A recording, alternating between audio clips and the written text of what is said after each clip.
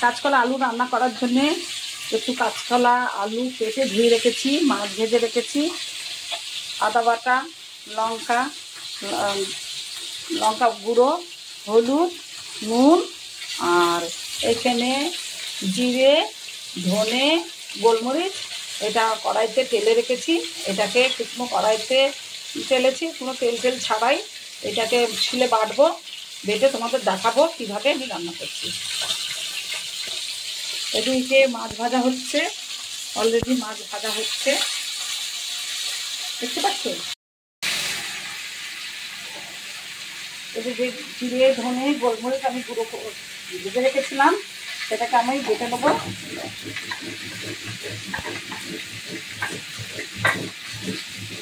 আমি বেশিরভাগ আমি যখন রান্না করতে আসি তখন আমি শিলনোড়াতে বেটেই রান্না করি। আমি কোনো গুঁড়ো মশলা চট করে ব্যবহার করতে চাই না বা করি না।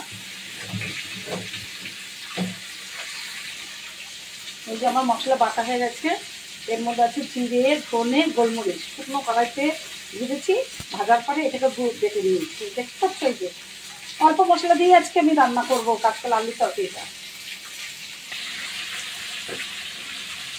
আজ আমি তেলের কাঁচকলার তরকারি রান্না করব। দেখো, মাছ ভাজা, কাঁচকলা আলু কাটা, হলুদ, নুন, গুঁড়ো লঙ্কা, কাঁচা লঙ্কা, আদা বাটা, জিরে, ধনে, গোলমরিচ বাটা। আজকে আমি না পেঁয়াজ রসুন কিছুই দেবো না। দেখো আমার মাছ ভাজা হয়ে গেছে, মাছ ভাজাটা হয়ে গেছে।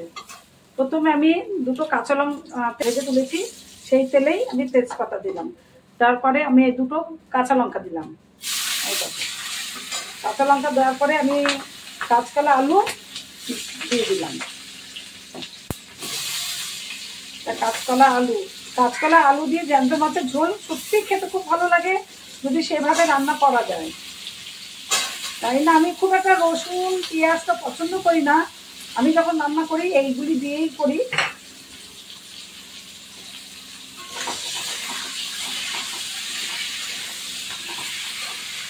একটু সামান্য নুন দিলাম, এই যে সামান্য নুন দিয়ে এটাকে ভাজবো।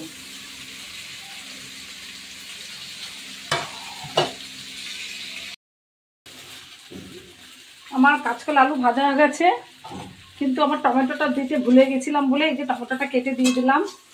এরপরে একটু আদা বাটা দেবো, আদা বাটা দিলাম, লঙ্কা গুঁড়ো, হলুদ গুঁড়ো, একটু সামান্য জল। যেহেতু জলটা এই কারণে দিতে হয় যাতে এই মশলাটা ভালোভাবে কাঁচকলা আলুর মধ্যে লেগে যায়, তার জন্যে এই জলটুকু দেওয়া। এবার এটা আমি কষাবো। খুব একটা তেল আমি খাই না ঠিকই, আবার খাই না তা বললেও ভুল। তেলও দিই অল্প সামান্য পরিমাণ। তেল খাওয়াটা খুবই ক্ষতিকর, যতটা পারি না দেওয়ার চেষ্টা করি তেল।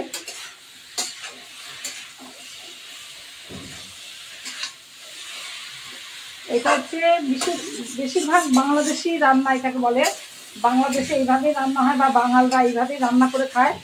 বাংলাদেশি ঠিকই না, বাঙালরা এই বেশিরভাগ এইরকম ধনে, জিরে, গোলমরিচ, লঙ্কা বাটা দিয়ে এরকম মাছের জ্যান্ত মাছের ঝোল দিয়ে, জ্যান্ত মাছ দিয়ে ওটাকে রান্না করা হয়। এটার একটা খুব একটা সুস্বাদু স্বাদ হয় অল্প তেলের মধ্যে। আমার টমেটোর খোসাগুলি ছাড়ানো হয়নি, আমরা টমেটোর খোসা খুব একটা খাই না। টমেটোর খোসাটা পেটে গেলে সেটা হজম হয় না, যার জন্য টমেটোর খোসাটা আমাদের খাওয়া হয় না। আজকে ফেলা হয়নি, অবশ্য ভুলে গেছিলাম টমেটোটা দেখাতে তোমাদের, যার জন্য লাস্টে দেওয়া হয়েছে বলে তোমরা টমেটোটা ছাড়াতে পারিনি। দেখো আমার এখানে আলুও প্রায় সিদ্ধ হয়ে গেছে, কাঁচকলা তো সিদ্ধ হয়েই যাবে, কাঁচকলা নরম আলু থেকে। আমার ভাজা হয়ে গেছে। আমি একটু গরম জল করে রেখেছিলাম, যেহেতু গরম জল এই কারণে করে রেখেছি যে মাংস আগে থেকে দিয়ে দেবো, এই কারণে যে মাথাটা একটু শক্ত থাকে, যার জন্যে মাছের মাথাটা আগে দিয়ে দিলে একটু ভালো হয়। আমি আগে মাছের মাথাটা আগে একটু দিয়ে দিলাম।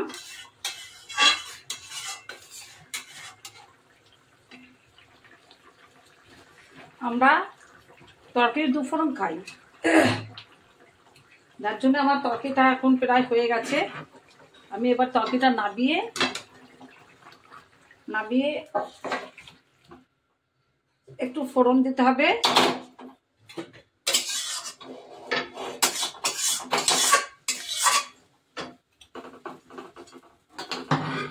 নাবিয়ে ফোড়ন আমরা হচ্ছে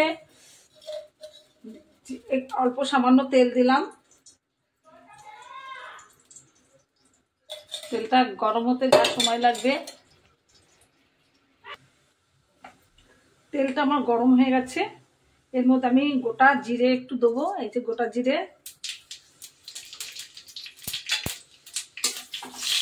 এই যে গোটা জিরে দিলাম, দেখো ফুটে উঠেছে।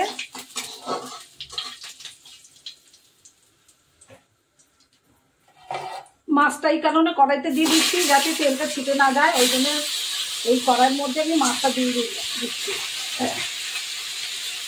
তেলটা উড়ে যাবে না, তরকারিটা ঠিক থাকবে।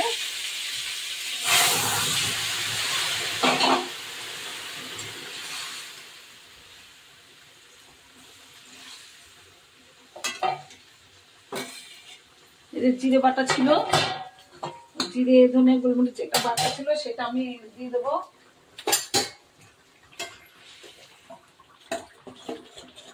এটা ঝোলের সাথে গুলে দিলে কি হয়, সবার সাথে মিশে যায়, নাহলে গোটা গোটা থেকে যায়। এই যে আমি দিয়ে দিলাম। আমার তরকারিটা হয়ে গেছে, একটু ফুটে উঠলেই নামিয়ে নেবো।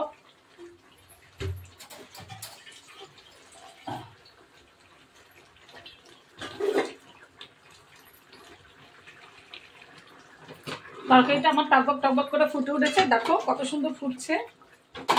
দেখেছো আমার কাঁচকলা আলুর তরকারি হয়ে গেছে। দেখো আমি নামিয়ে নেবো এবার।